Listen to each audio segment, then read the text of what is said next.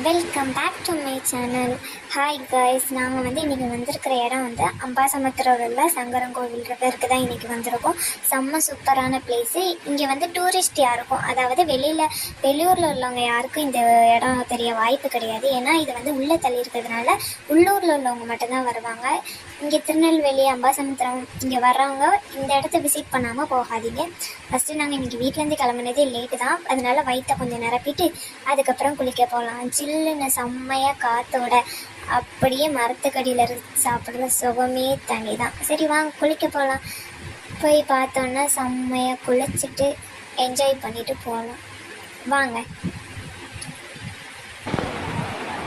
இந்த தண்ணி இருக்கீங்க, கண்ணாடி மாதிரி இருக்குங்க தண்ணி பாருங்கள்.